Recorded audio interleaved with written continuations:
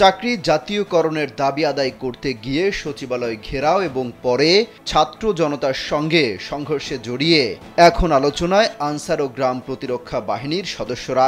এরই মধ্যে আনসার বাহিনীকে বিলুপ্তের দাবি সহ তাদের কর্মকাণ্ড নিয়ে নানা ধরনের সমালোচনাও শুরু হয়েছে। আনসারের মারমুখী আচরণের কারণে প্রশ্ন উঠেছে, এই আন্দোলনের নেপথ্যে পতিত আওয়ামী লীগের কোনো ইন্ধন রয়েছে কিনা।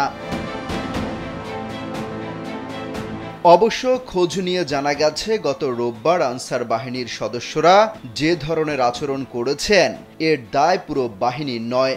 যারা আন্দোলন করছেন তারা পুরো বাহিনীরও প্রতিনিধিত্ব করেন না। Redmi 13 স্টাইল বানাই দুনিয়া কাঁপায়। আন্দোলনকারীরা আনসার বাহিনীর অস্থায়ী সদস্য, যারা বাহিনীতে অঙ্গীভূত আনসার হিসেবে পরিচিত।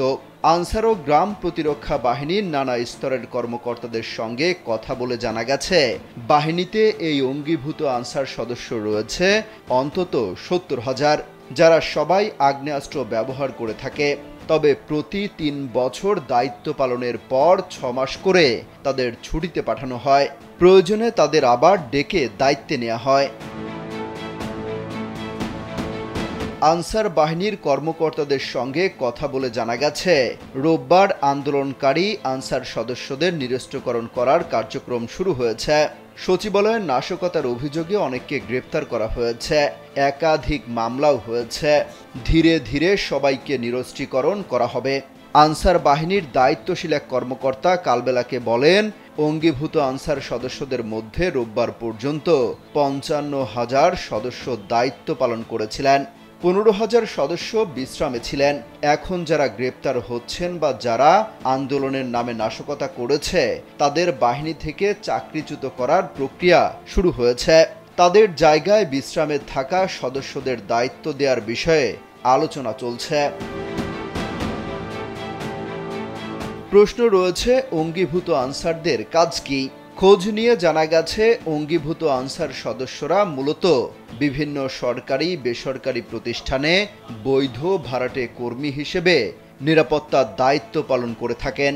অর্থাৎ কোনো প্রতিষ্ঠানে নিরাপত্তার দায়িত্বে আনসার সদস্য প্রয়োজন হলে বাহিনীতে আবেদন করলে তাদের সেই দায়িত্বে পাঠানো হয়। সেক্ষেত্রে বাহিনীর অনুকূলে চুক্তি অনুযায়ী এই দায়িত্ব পালনের জন্য সংশ্লিষ্ট প্রতিষ্ঠান অর্থ পরিশোধ করে থাকে। তবে বাহিনী থেকে বেতন হয় এই সদস্যদের। অঙ্গীভূত আনসার সদস্যদের সঙ্গে কথা বলে জানা গেছে, তারা মোট ১৬,৫০০ টাকা বেতনে চাকরি করেন।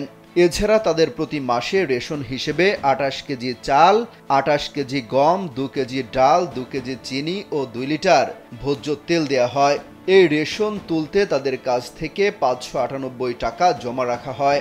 তবে ৬ মাসের বিশ্রামে গেলে তাদের কোনো বেতন বা রেশন দেয়া হয় না। অমিত হাসান রবিন, কালবেলা।